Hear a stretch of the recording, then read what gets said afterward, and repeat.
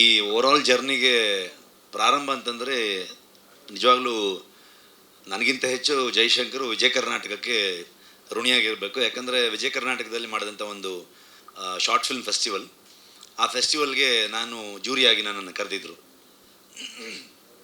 ಕೋವಿಡ್ಗಿಂತ ಮುಂಚೆ ಆಗಿರುವಂಥದ್ದು. ಸೊ ಆಗ ನಾನು ಹೋದಾಗ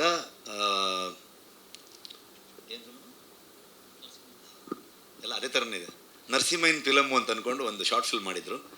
ಸೊ ನಾನು ಜೂರಿಯಾಗಿದ್ದಾಗ ಎಲ್ಲ ಟೈಟ್ಲು ಅದೇ ಥರ ಇದೆ ಕಣ ನಟೇಶ, ಹಂಗಾಗಿ ಸೊ ಅಲ್ಲಿ ಪ್ರಶಸ್ತಿಯನ್ನು ಗೆದ್ದಿದ್ರು. ಸೊ ಆಗ ನಾನು ಫಿಲ್ಮ್ದು ಪೋಸ್ಟ್ ಪ್ರೊಡಕ್ಷನಲ್ಲಿದ್ದೆ.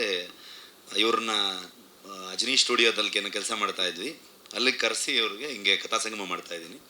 ಅದರಲ್ಲಿ ಒಂದಷ್ಟು ಹೊಸ ಪ್ರತಿಭೆಗಳಿಗೆ ಅವಕಾಶ ಇದೆ ಅಂತ ಅಂದ್ಕೊಂಡು ಹೇಳಿದಾಗ 2 ದಿವಸದಲ್ಲಿ ಲಚ್ಚವ ಕಥೆನ ಮಾಡಿಕೊಂಡು ಬಂದಿದ್ದರು. ಸೊ ಕಥಾ ಸಂಗಮದಲ್ಲಿ ಕೊನೆಯ ಕಥೆಯಾಗಿ ಕಥೆ ಇತ್ತು, 7 ಕಥೆಯಲ್ಲಿ. ಸೊ ಅದನ್ನು ಮಾಡಿದಾಗ ಈ ಥರದ ಏನಾದರೂ ಈ ಜಾನ್ರಲ್ಲಿ ಅಥವಾ ಈ ಥರದ ಕಂಪ್ಲೀಟಾಗಿ ನಾನ್ ಆ್ಯಕ್ಟರ್ಗಳನ್ನು ಇಟ್ಕೊಂಡು ಎಕ್ಸ್ಪ್ಲೋರ್ ಮಾಡೋವಂಥ ಒಬ್ಬ ನಿರ್ದೇಶಕ. ಈಗ ಕೇಳಿದ್ರೆ ಹೇಳ್ತಾ ಇದ್ದಾರೆ, ಇದಾದಮೇಲೆ ಇಲ್ಲೆಲ್ಲ ಒಳ್ಳೊಳ್ಳೆ ಆ್ಯಕ್ಟರ್ ಸಿಕ್ಕಿದ್ರೆ, ಡೇಟ್ ಸಿಕ್ಕಿದ್ರೆ ಕಮರ್ಷಿಯಲ್ ಫಿಲ್ಮ್ ಮಾಡ್ತೀನಿ ಅಂತೆಲ್ಲ ಹೇಳ್ತಾ ಇದ್ದಾರೆ. ಸೊ ಶಿವಮ್ಮನೇ ನನ್ನ ಪ್ರಕಾರ ಒಂದು ಕಮರ್ಷಿಯಲ್ ಫಿಲ್ಮ್. ಸೊ ಅಲ್ಲಿಂದ ಜರ್ನಿ ಶುರುವಾಗಿರೋದು. ಒಂದು ಅವ್ರದ್ದೇ ಊರಿಗೆ ಹೋಗಿ ನಾನು ಒಂದೇ ಒಂದು ಸಲ ವಿಸಿಟ್ ಮಾಡಿರೋದು ಊರಿಗೆ, ಶೂಟಿಂಗ್ ಆಗ್ತಿರ್ಬೇಕಾದ್ರೆ.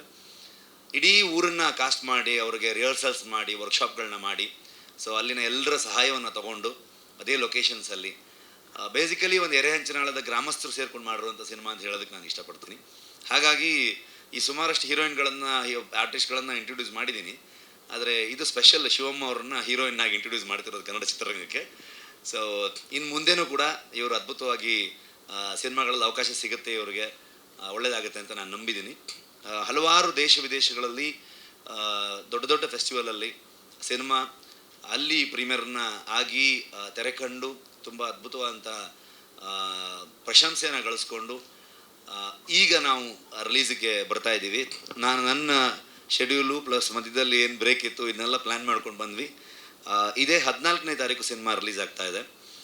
ನಮಗೂ ಗೊತ್ತಿತ್ತು, ಅಂದರೆ ಈ ಮಳೆ, ಅದ್ರ ಜೊತೆಗೆ ಇರುವಂಥ ಸಮಸ್ಯೆಗಳು, ನಾಳೆಗೆ ಬೇರೆ ರಿಸಲ್ಟು ಎಲೆಕ್ಷನ್ದು, ಅದ್ರ ಗಲಾಟೆ, ಮೀಡಿಯಾದಲ್ಲಿ ಎಷ್ಟು ಬರುತ್ತೆ ಪ್ಲೇ ಆಗುತ್ತೆ ಗೊತ್ತಿಲ್ಲ. ನಮ್ಮ ಕಡೆಯಿಂದ ಒಂದು ಅಟೆಂಪ್ಟು, ಇಂಟ್ರೆಸ್ಟ್ ಇದ್ದವರಿಗೆ, ಖುಷಿ ಆದವ್ರಿಗೆ ಖಂಡಿತವಾಗ್ಲೂ ಇದನ್ನು ತಲುಪಿಸ್ತಾರೆ ಅಂತ ಅಂದ್ಕೊಂಡಿದ್ದೀನಿ. ಸೊ ಇಷ್ಟು ವಿಚಾರ. ಇದು ಶುರು ಅಷ್ಟೇ, ಇದೇ ಥರದ ಇನ್ನೂ ಒಂದಷ್ಟು ಸಿನಿಮಾಗಳು ತಯಾರಾಗಿರುವಂಥದ್ದಿದೆ.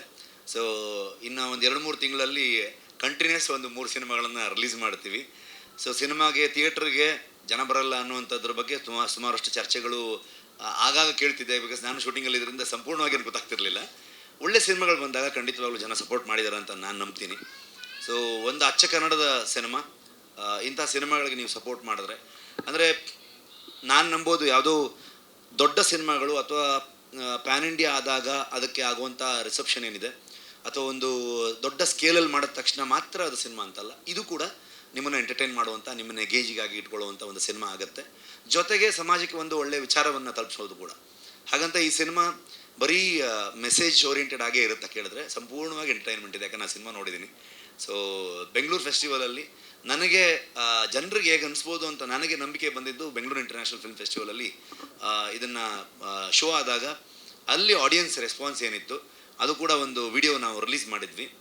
ಅಲ್ಲಿ ಸಂಪೂರ್ಣವಾಗಿ ಜನ ಇದನ್ನು ಎಂಜಾಯ್ ಮಾಡಿದ್ದು ನೋಡಿದಾಗಲೇ ನಮಗೆ, ಇಲ್ಲ ನಾವು ಥಿಯೇಟ್ರ್ ತೊಗೊಂಡು ಹೋಗ್ಬೋದು, ಇದನ್ನ ಮೊದಲು ಇತ್ತು ಬಟ್ ಥಿಯೇಟ್ರ್ ತೊಗೊಂಡೋಗ್ಬೇಕಂತ, ಅದನ್ನು ನೋಡಿದಾಗ ಇನ್ನೂ ಸ್ಟ್ರಾಂಗ್ ಆಯ್ತು ನಮಗೆ ಇಡೀ ತಂಡಕ್ಕೆ.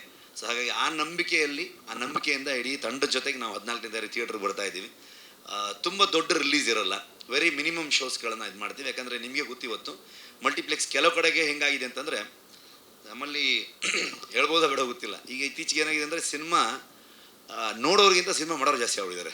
ಹಾಗಾಗಿ ವಾರಕ್ಕೆ 7 ಸಿನಿಮಾ, ಈ ಥರದಲ್ಲಿ 8 ಸಿನಿಮಾ ಈ ಥರದಲ್ಲಿ ರಿಲೀಸ್ ಆದಾಗ ಜನರಿಗೆ ಯಾವ್ದು ಇಂಟ್ರೆಸ್ಟಿಂಗ್ ಅನಿಸುತ್ತೆ. ಯಾಕಂದರೆ ನೀವು ಇವತ್ತು ಶಾರ್ಟ್ ಫಿಲ್ಮ್ ಎಷ್ಟು ನಡೆಯುತ್ತೆ, ರೀಲ್ಸ್ಗಳು ಎಷ್ಟು ಮಾಡ್ತಾರೆ, ಆಡಿಯನ್ಸು ಫುಲ್ ಬ್ಯುಸಿ ಆಗಿಬಿಟ್ಟಿದ್ದಾರೆ ಅವ್ರದ್ದೇ ಒಂದು ರೀತಿ ಶೂಟಿಂಗಲ್ಲಿ. ಸೊ ಹಾಗಾಗಿ ಅದನ್ನು ಮೀರಿ ಅವ್ರನ್ನ ಎಂಟರ್ಟೈನ್ ಮಾಡಬೇಕು. ಹಾಗಾಗಿ ಏನಾಗಿದೆ ಪರಿಸ್ಥಿತಿ ಅಂತಂದರೆ, ಕೆಲವು ಶೋಸ್ಗಳು ಕೊಡ್ತಾರೆ, ಅದು ಫಿಲ್ ಆದರೆ ನೆಕ್ಸ್ಟ್ ಶೋಗಳು ಸಿಗುತ್ತೆ. ಸೊ ಹಾಗಾಗಿ ವೆರಿ ಮಿನಿಮಮ್ ರಿಲೀಸನ್ನು ಪ್ಲ್ಯಾನ್ ಮಾಡ್ಕೊಂಡು ಮಾಡ್ತಾ ಇದ್ದೀವಿ. ಆ್ಯಂಡ್ ಮೇಜರ್ ನಾರ್ತ್ ಕರ್ನಾಟಕದಲ್ಲಿ ಎಲ್ಲ ಭಾಗದಲ್ಲಿ, ಬಿಕಾಸ್ ಅಲ್ಲಿದ್ದ ಭಾಷೆ ನಮ್ಗೆ ಹೇಳ್ತಿದ್ರು, ಯಾವಾಗಲೂ ಬರೀ ಮಂಗಳೂರದೇ ಮಾಡ್ತಾರೆ ಇವರು, ಶೆಟ್ರುಗಳೇ ಇರ್ತಾರಂತ. ಶರಣಮ್ಮ ಶೆಟ್ಟಿ ಅಲ್ಲ ಆಯ್ತಲ್ವ. ಸೊ ಆಮೇಲೆ ಅದು ಕನ್ಫ್ಯೂಸ್ ಆಗ್ಬಿಟ್ರೆ ಕಷ್ಟ ಅಂತ. ಸೊ ಹಾಗಾಗಿ ಸಂಪೂರ್ಣ ನಾರ್ತ್ ಕರ್ನಾಟಕದಲ್ಲಿ ಆ ಭಾಷೆಯಲ್ಲಿ ಅಲ್ಲಿನ ಕಥೆಯನ್ನು ಹೇಳಿರೋದ್ರಿಂದ ಅಲ್ಲಿ ತುಂಬ ಫೋಕಸ್ ಮಾಡಿ ಅಲ್ಲೆಲ್ಲ ರಿಲೀಸ್ ಮಾಡೋದಕ್ಕೆ ಪ್ಲ್ಯಾನ್ ಮಾಡ್ತಾ ಇದ್ದೀವಿ. KRG ಸ್ಟುಡಿಯೋಸ್ ಅವರು ಸಿನಿಮಾನ ಡಿಸ್ಟ್ರಿಬ್ಯೂಟ್ ಮಾಡ್ತಾ ಇದ್ದಾರೆ. ಸೊ ಇಷ್ಟು ವಿಚಾರ. ಇನ್ನು ಓಟು ಜೈಶಂಕರ್, ಶರಣಮ್ಮ ಅವರು ಮತ್ತು ಅವರ ಸಹ ಕಲಾವಿದರುಗಳು ಮಾತಾಡ್ತಾರೆ. Thank you.